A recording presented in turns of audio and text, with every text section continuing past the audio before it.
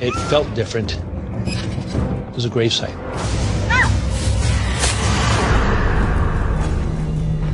I'd never seen anything like it. Investigators don't know who she is. He killed once. Is he going to kill again? That's a violent struggle. It was ugly. It was awful. Possibilities were endless on how she died. Look at my hand. How'd I get blood on my hands? The hunt is exciting. Police! We're working against time. We have 2 victims. There might be a 3rd.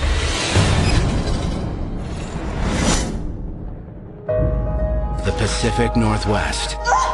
Rugged, mysterious, and remote. It's called Wonderland.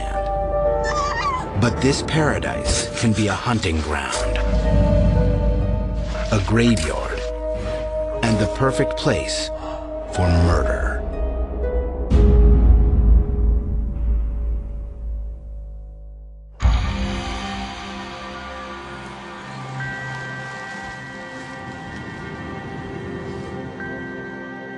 I'm usually called to a crime scene when something extremely unusual has happened.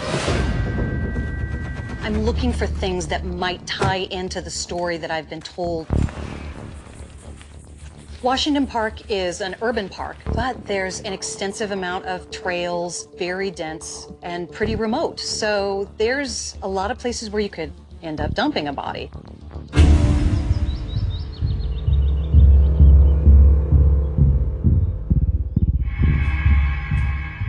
What have we got? Something I've never seen before.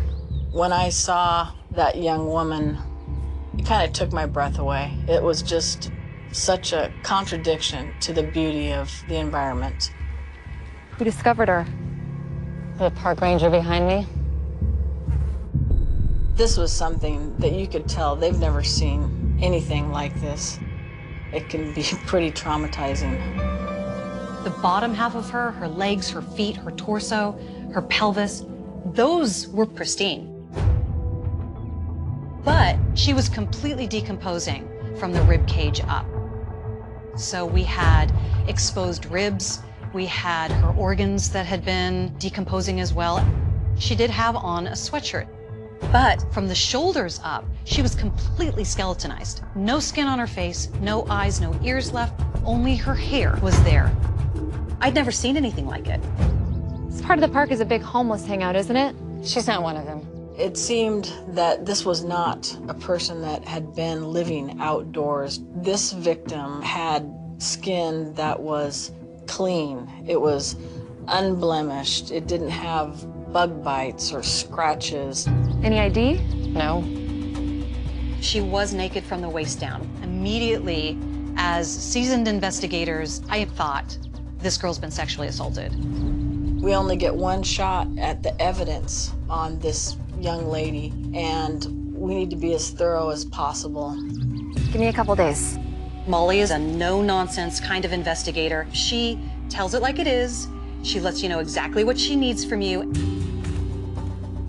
We knew we had to perform what we call the full Molly. Everything we can analyze, we will. We're going to put 110% into this case in order to come to a successful resolution, because that's what Molly Dahl asks for. Detective, when do you want to issue a statement? Let's wait until after the autopsy. Okay.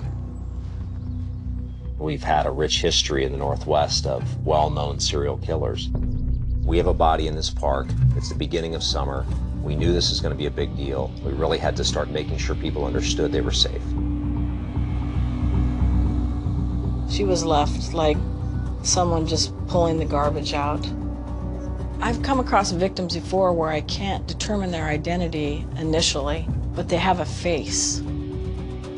I didn't have a face, and all I could think of is that your family doesn't know where you are right now, and it's heartbreaking. Detective Molly Dahl starts her search for a killer. And at the Oregon State Crime Lab, Dr. Nikki Vance tries to identify this murder victim. When I'm analyzing a body, I'll talk to them quite often. To me, that seems natural because they used to be someone. To try and give them a voice, for me, is paramount. I'm not desensitized to these cases. I tend to take it personally. I know that if Dr. Vance is on the case, she's going to give us as much as she can from what the body tells her. So I look at this young person on the autopsy table and I think, who in the world could this be? And how in the world are we going to find who did this to you? Detective Dahl checks in with missing persons, but knows it's a long shot at best. This case had so little evidence.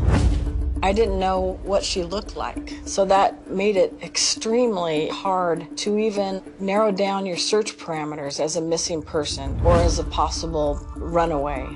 She had to try to reach out throughout Portland, throughout Oregon, throughout the country to find out who this is. But one clue lies in plain sight. We found blowfly larvae inside of her that hadn't matured yet.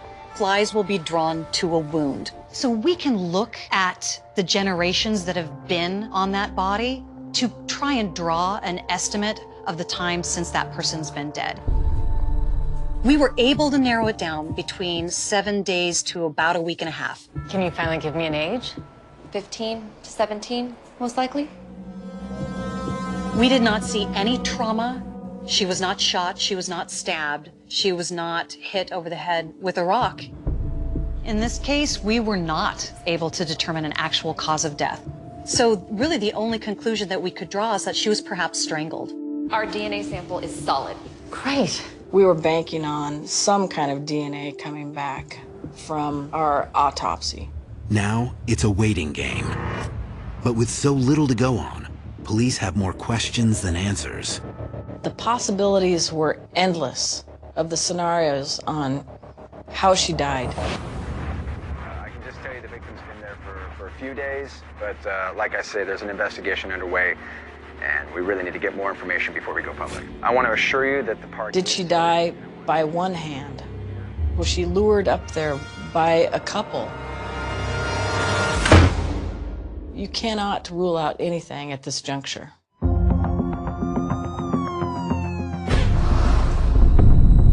Detective Dahl gets some devastating news. There's no DNA match to their killer. We had to come right back down to ground zero. Not only did I still not know who my victim was, I had a suspect and I had no idea who he was. Molly doesn't stop at a junction like that, and neither do I. We knew this was a contemporary teenager with long black hair, and she was probably Hispanic. So we employed a forensic sketch artist. I'll have the cranium ready for her, and she takes digital pictures of it to create these types of drawings. When we got the sketch, it breathed life into her. She became more real. We put out a press release and crossed our fingers and were hoping that someone possibly knew about the victim. Just a few minutes ago, police released this sketch of the woman whose body was found in Washington Park back on June 26th. Investigators don't know who she is, but they do think she was murdered. When you go into an investigation, you're just checking boxes. Well, I need to do this. I need to move on to that. I need to check these resources. But it was killing me that I could not figure out who this young woman was. In the investigative process, Molly and I are always in touch. Something tells me that whoever it was that killed her isn't done. That thought is another little piece of terror for me. Despite all the media attention the murder's gotten, nobody in Portland's come forward with any information, and the clock is ticking. It's now July 3rd. I don't really have time to talk about this right now, right? Barely 1 week after the body was discovered in Washington Park.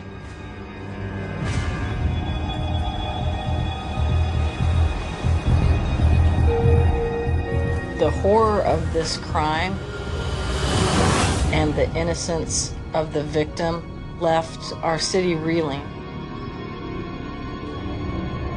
All right, come on. Use that, Mocha. And as day turns to night, Portland will soon awaken to the terrifying possibility a serial killer has just turned Wonderland into their hunting ground.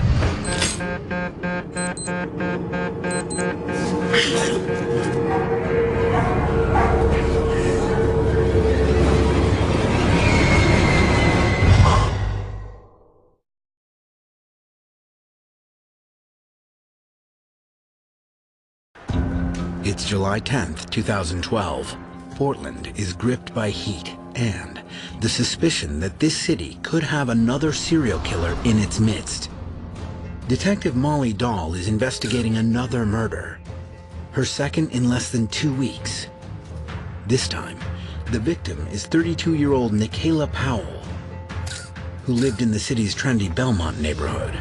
When we responded to Michela Powell's apartment, it was apparent that she'd been in that apartment for a while. There's a distinct smell of decomposition. I have a very low tolerance for bad smells. The visuals, I can handle. They're easy. When we investigate these homicides, we investigate it as a team. Molly was brought into this as a support detective because she adds that expertise.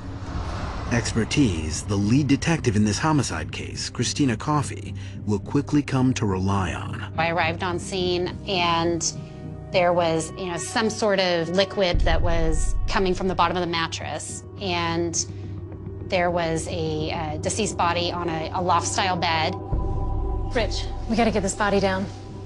So we eventually had to remove the mattress off of the loft-style bed and place that onto the floor. Her body was very bloated and discolored, and just from Nikki's face and looking at her Oregon driver's license, it did not appear to be the same person. Michela Powell. Is that really you?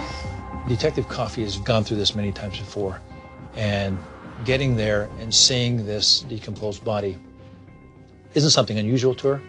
She had her pants removed, she had been strangled, and all of this happened in approximately 18 inches. That's a violent struggle up on that top of that bed. It was ugly. It was awful. This reminds me of your Washington Park homicide. Detective Coffey said that she thought this was my case. 2 women, neither found with their pants on. Molly and I looked at each other, just kind of raised our eyebrows like, this is odd. Odd that both victims would be left in a similar manner, but still not enough to link the murder of the mystery girl found in the park to the killing of Michela Powell, at least not yet. The crime scenes were so different. One was outdoors, one was indoors. At that juncture, just because we knew so little about how my Jane Doe died, it would have been a stretch for us to associate Nikki Powell's death with Jane Doe.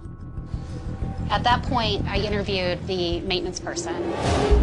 I know you already told one of the uniformed officers, but can you take me back to what happened yesterday and today as well? He told me that on July 9th, he received a complaint from some of the neighbors that they had smelled an awful scent coming from her room. When she didn't come to the door, I just used the key and went in. Hello? Miss Powell? I didn't see her. Kayla? And I called her name, of course. And that's when I seen the litter box was overflowing. Assumed that's where the smell was coming from. Right? Because she has a dog and a cat, and she takes pretty good care of them. I figured she just forgot, so I left. Then I came back this morning, and the smell was worse, so that's when I was opening the windows.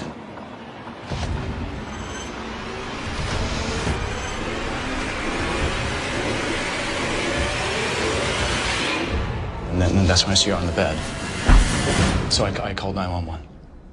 And you only saw Miss Powell when you came back a second time, this morning? Yeah. And you're sure the door was locked, windows closed, yesterday when you came in? 100%. He was very distraught with what he had seen, and we did believe his story. I appreciate you talking to me today. I know this is a tough time. Detective Coffey then must tell Michela's father his daughter is gone. We deliver the worst news that you can to any parent. It's heartbreaking, and you can see the pain that the parents are experiencing. It's hard. It's really hard. Do you remember the last time you saw Michela? I don't know, 2-3 weeks ago maybe. She seemed good, happy, you know. She was getting ready to start a new job. She had this wonderful spirit to her. When you saw her, did she mention anyone she was seeing? No. It was all borrowed time in some way. How's that? She needed surgery but wouldn't have it. Michela had a small hole in her heart. He was upset, but he was also very logical. He told us that Nikki had a dog and she had a vehicle. He wanted to give us as much information as he could supply. Did you know Michela Powell? She lives upstairs? No. Thanks. Police canvass the apartment building, looking for anything that will point them to a possible suspect. There was this guy that was staying with Michela, I think. I saw him a few times, but he kept to himself. 40s, maybe, kind of chunky, glasses. Any idea what his name was? Benjamin, maybe? From talking to various neighbors, more than one wanted to name Michela's roommate as Benjamin. Thank you. We may be in touch. We know that her wallet is missing with her ATM card, and we know her dog is missing, and we know her vehicle's missing. Could Michela's killer also have taken her pet? I don't think in my 30-something years of law enforcement have I ever seen somebody take a dog in the course of a homicide. The only thing that I could surmise from that is that our bad guy had developed some kind of relationship with Nikki's dog while he lived there. Detectives immediately put out an APB for Michela's stolen Subaru, hoping someone's seen it or spotted her dog. They also focus on where and when her ATM card has been used. We contact the bank, and we're able to look at all of the transactions that have transpired from July 3rd, when we know Nikki was alive. Because we had an outstanding suspect and a car and a dog, there were a lot of leads to follow up on. So we have to set aside our other cases that we're working. And we're able to see a trail of what the person who took her card and presumably murdered her, where he's gone and what he's done. Let's throw the name Benjamin in our database with the same physical characteristics that people were describing to us. We landed on a couple Benjamins that had been arrested. They're on probation, and we focused in on this Benjamin. So we created some photo lineups. Which of these men do you remember as Benjamin?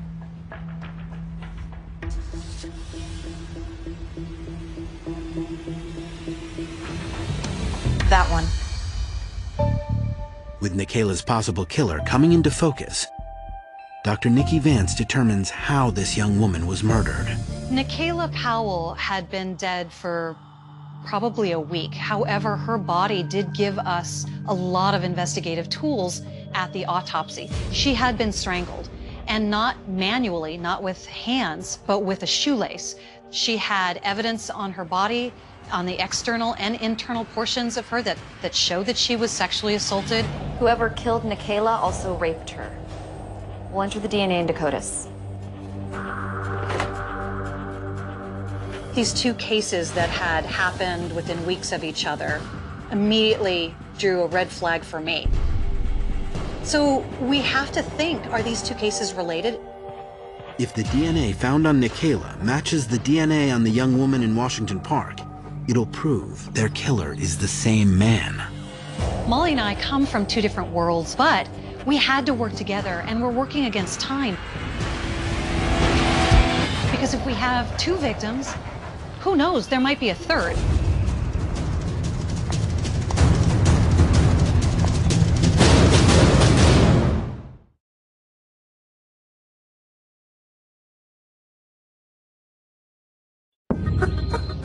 In an area known as Wonderland, Portland authorities think there's a connection between two brutal murders committed just 1 week apart. Homicide detective Molly Dahl is trying to solve both killings. Desperate for any new leads, she returns to the scene of the first murder. I went back again just on my own. We get to the guts of a case, and it's the worst feeling in the world to not have a suspect in your sights after you've been devoting so many hours to an investigation. So it's quite a burden. I would stop and think about this case and think, what am I missing? Maybe there's something that we could find. You know, a piece of identification that I missed. It just bothered me. It kept me awake at night that I could not figure out who she was. So many unanswered questions, including why the body was skeletonized only from the waist up. Investigators would never find an answer to that mystery. Are you okay? Yeah, I'm okay. Returning to the crime scene also means tracking down members of the homeless community who might have been in that area at the time of the murder. It's going out and finding people and making them feel comfortable. How long have you been in Washington Park? A couple of months. Getting people to open up to you and wanting to help you, even though you are the man. I was just wondering if you'd heard something, maybe somebody bragging about raping and killing a teenage girl. It would have been about the end of June. No, I haven't heard anything. Nothing was leading me to who Jane Doe was. And I didn't want this to go down the road, months, years, that I couldn't say that I turned over every stone. The investigation into Michela Powell's murder is also hitting a few roadblocks. Detectives have ID'd a possible suspect named Benjamin and believe he's using Michela's stolen ATM card. The last time that he had used her ATM card was in Redding, California. We attempted to retrieve the video surveillance, but there was not any video at that point. So they have no idea if Benjamin's their guy, and nothing else is panning out either. We had local police looking for the dog and her car, and they were unable to locate it. Our last phone ping was the 10th, and there's no money left to draw on in her ATM. Given the fact that these cards hadn't been used for a week, we had to think, is he going to be coming back to Portland? No one to talk to, no money to stay on the run. Maybe he's coming home. And if he was, we had to be ready. Thinking their suspect has come back, police close in on Benjamin's Portland home. We had to be well prepared. He killed once, is he going to kill again? Police department, open the door! Police department! Police! Kitchen! Clear! All clear! He was not home. The neighbors had not seen him for several weeks. Come take a look at this. We were able to contact his probation officer, who said he had reported to the office in person on July 9th. And when the ATM footage finally arrives from Redding, California, That's not our guy. it's not a match. So he's not Benjamin. Who is he? So we knew that Benjamin was not the suspect in our case. Juggling both investigations, Excuse me. Detective Dahl. Detective Molly Dahl gets an unexpected call about her young victim from Washington Park. Detective, what can I do for you? This detective from Clark County, Washington, recalled taking a runaway report. So when he saw our flyer and our facial reconstruction sketch, that's what spurred his memory. This is her. Her name is Myra Cruz Rodriguez. How young? 15. When I saw the first picture of her, I did get really emotional. Just a beautiful young woman. The detective from Clark County is going to reach out to her family for her dental records. She's a runaway from Vancouver who's heading back down to San Diego. One down, one to go, right? It's a face with a name. It's a face with a story, and it's a face with a family. It was so validating to me because my job is to find out who this person is, first and foremost, and finally, I had a name. One part of this double mystery is solved, but investigators still don't know who killed Myra Cruz or Michela Powell until a new lead suddenly changes everything. Hey, Molly.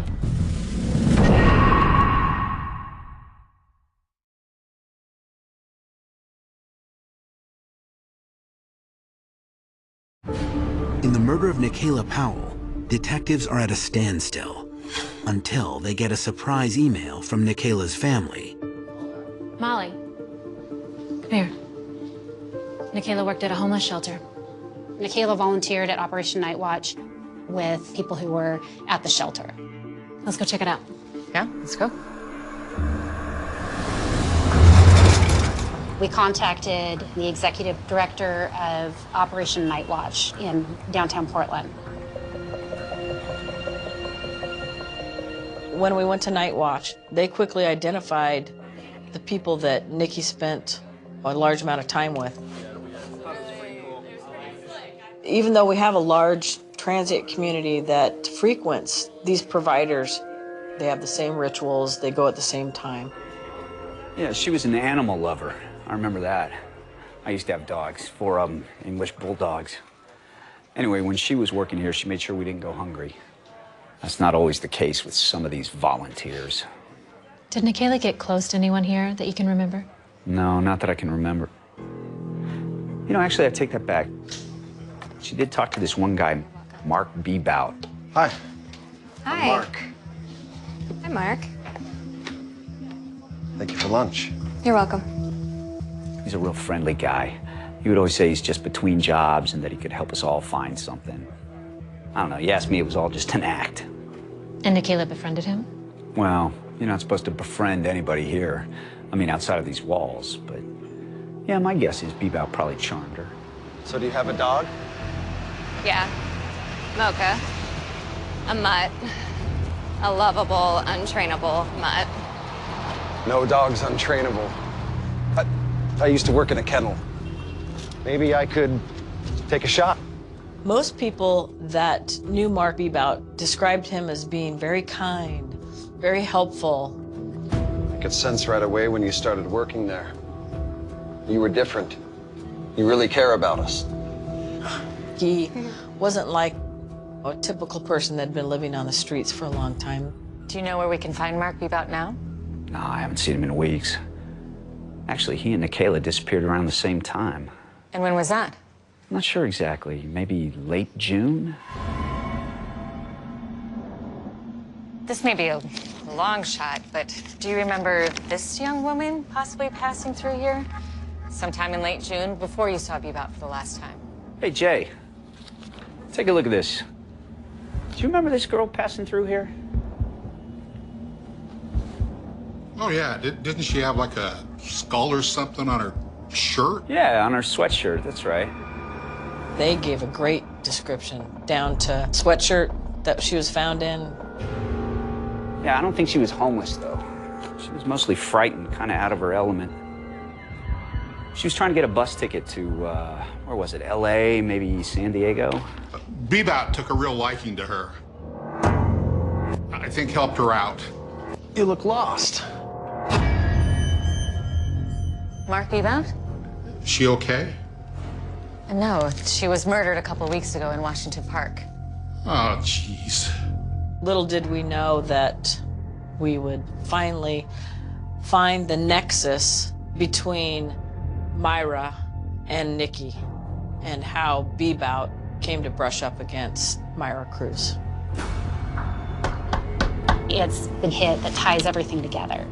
Thanks for letting me crash here for a few days. It's no big deal. Mark Bebout moved into Michela Powell's apartment right after he had killed Myra Cruz. I can just tell you the victim's been there for a few days, but like I said... As soon as we kind of sewed up that Mark Bebout had been the roommate of Nikki Powell, that's when the intensive background work starts to come into play. You telling me it's a coincidence he went back to Redding of all places? Detectives close in on Bebout.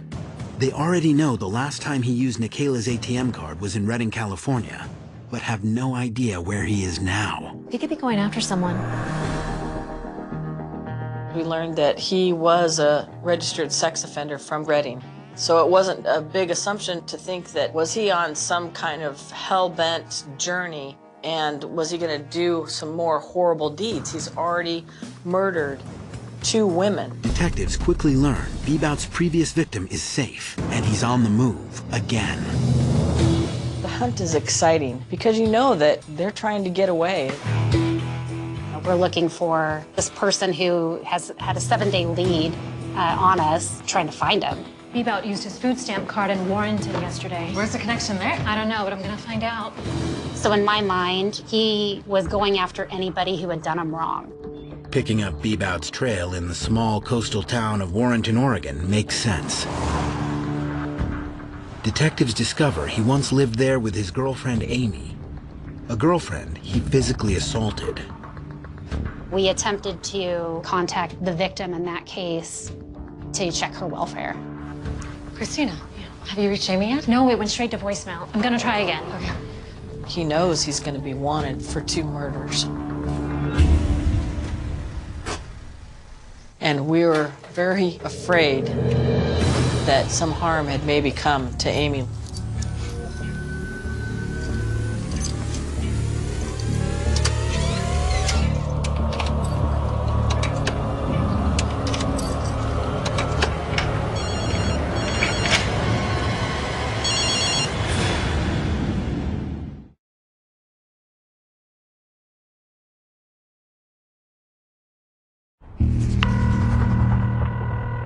Portland police believe they finally have a suspect in the murders of 2 young women.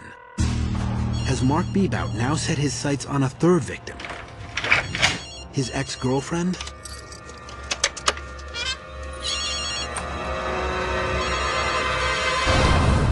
Hello? Is this Amy? Yes, it is. Hi, this is Christina Coffey with the Portland Police Bureau. Are you still living in Warrenton? No, I moved out of Warrenton a while ago. Good. I contacted Amy. I actually asked her about Mark Bebout. I was afraid he was going to come after her. What? And I scared her by asking, by even saying his name. She was shaken. You think he was coming after me? We can't say. What we do believe is that he's just killed 2 women in Portland. Oh my God. She had moved locations from the last time she'd seen him, so he did not know where she was living at that time. She had met Mark Bebout at a bookstore. He's very charming at first. He treated me very special. We met about 2 years ago. Okay. We moved in together really quickly. When it was good, but then it went bad. He had quickly moved into her residence within several days, and that sounded very familiar to Michela's story. She said that immediately they started arguing, and they had 3 or 4 different domestic disputes. He raped me.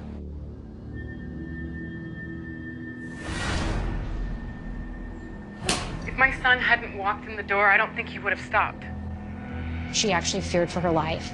And at that point, she called the police, and she did get a restraining order against him. I had him arrested, but I couldn't go through with it. I couldn't press charges. If I had followed through, those girls might still be alive. She felt very, very guilty for not doing more. Amy had told me that her daughter had moved up to Seattle, and Mark actually knew that she was living there. She was afraid of him. She was scared for her kids. Thank you. I thought he went to Warrenton to locate Amy, and when he was unable to find her, I thought he was going to find a family member so he could hurt her. I believe Mark Bebout was traveling up to Seattle, and that concerned me. So then we were on the trail again, waiting for him to mess up and alert us to where he was. This is Detective Christina Coffey with the Portland Police Bureau. We have reason to believe that one of our fugitives is up there in Seattle. So at that point, I contacted Seattle PD. As soon as Detective Coffey approached our office with the idea that he may be in Seattle, the warrants were hand-carried through, applied for, and issued so that he would be held regardless of what he was stopped for in Seattle. The next hit that we received was in Seattle, Washington, at a convenience store. Our best tools into getting to that area immediately are using the U.S. Marshals. Break the arrest! Stop, you're under arrest! Bebout's taken down before anything happens to Amy's daughter or anyone else. As soon as the handcuffs go on, you need detectives on a plane or in a car to get there as quick as they can. We knew we needed to talk to him prior to him being booked into jail. That's when he would receive an attorney. It took us 3 hours to arrive at Seattle PD. We were able to have an interview with him that night. He told a lot of lies, so it was extremely frustrating listening to him. So we know it's going to take a while to actually break him. So eventually I just asked him, why didn't you tell us you were in Warrenton, Oregon? And he kind of stopped and he looked at me and he knew at that point that we had him with Michela Powell's ATM card, and eventually he told us the truth. But once I grabbed her by the throat, I just couldn't stop. He said that him and Michela were arguing in the early morning hours of July 4th, and he got mad. I didn't strike her. I didn't call her out her name, anything like that. He strangled her with his hands. He held his hands around her neck for several minutes. Look at my hand. There was blood on my hands, and I'm like, how'd I get blood on my hands from choking her? And when he looked at his hands, he could see blood, and he didn't know what to do. And so he looked over the railing of the loft bed, and he saw his pretty white shoelaces hanging off of the railing. And why were the shoelaces on the railing? To dry, hanging them up to dry. I washed. They were white shoelaces. Okay. Grabbed one with one hand and I tied it around her throat. So based on the facts of the case, I believe that Mark Bebout killed Michela Powell in the course of the sexual act. I just knelt there, out of breath and sweating, and I thought, I gotta get the hell out of here, and I grabbed the dog and I just left.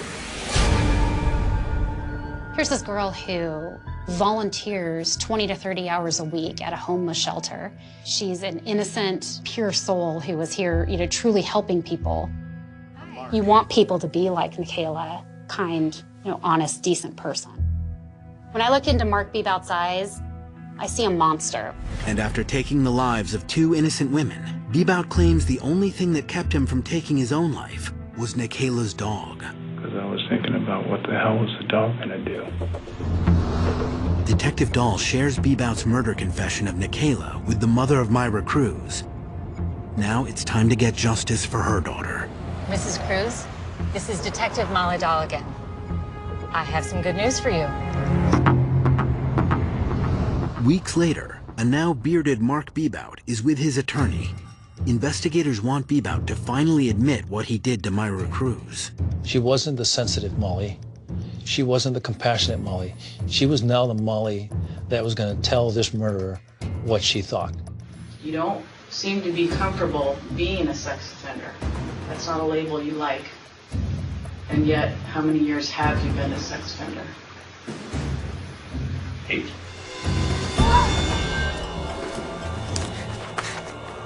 When you went to the park, did you think you were going to have sex with someone? No. No, we were just spending the night and enjoying each other's company. Let me go! I didn't really think sex was going to be an issue. Let me go! Everything that came out of Bebout's mouth to me in our debrief was a lie. Why her? I don't know. Did it have something to do with perhaps the sexual acts you had with her? No. No? He deflected every question about him sexually assaulting Myra. You did not kill them to cover up the rape of them. That's correct. But both of these females were found with your DNA inside of them, with their shirts on and their pants removed, but you didn't rape them. That's correct. That happened to be a coincidence. I believe that Myra ran away and she headed to downtown Portland. And when she got to downtown Portland, she was looking for transportation to California. I don't think that Myra was even in Portland for 24 hours before she bumped into Mark Bebout. You look lost. I'm just trying to get home. Do you know how to get a bus around here? Sure. There's a bus station just a couple blocks away. but it can get a little rough getting there, if you know what I mean. I'm Mark, by the way. Myra. I could take you there if you'd like. It's unthinkable that in a city of nearly 1 million people, that the one person that reaches out to help this sweet young girl is a psychopath. I knew that it was futile thinking that he was going to confess about, sexually assaulting a teenage girl in the woods. Your anger, your resentment towards this vile human, it stays under wraps. There's no sense in verbalizing what he already knows. If you're able to look yourself in the mirror and acknowledge this story as being credible, I don't quite know how we're going to proceed. But even without that last piece of the puzzle, the case proceeds. If Bebout pleads guilty to both murders, he'll go away for life, but won't have to admit to sexually assaulting either victim. That bothered the investigators. 2 life sentences, no parole, no possible appeal. We lose the death penalty and the fact that he's a sex offender. We're coming out way ahead on this. I'm certain the detectives may not have been happy with that as a final package, but the end result is he's doing consecutive life sentences. I think that Mark Bebout sexually assaulted both Nikki and Myra. The premise upon their death was he sexually assaulted them. I don't think the sex crime should be stripped away from him. This job is draining and exhausting. You miss, family events, you miss holidays, but seeing people like Mark Bebout behind bars is what makes you do it. The actual first time that I saw Myra's mother was at the sentencing hearing. She came up to me and gave me a big hug, and she gave me a T-shirt that had Myra's picture on the front of it. Thank you. It's beautiful.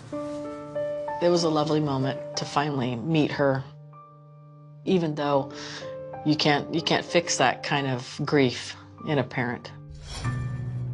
But I can patch it up a little bit. Some cases stay with you forever. This case in particular is etched onto my heart as a detective as well as a mother.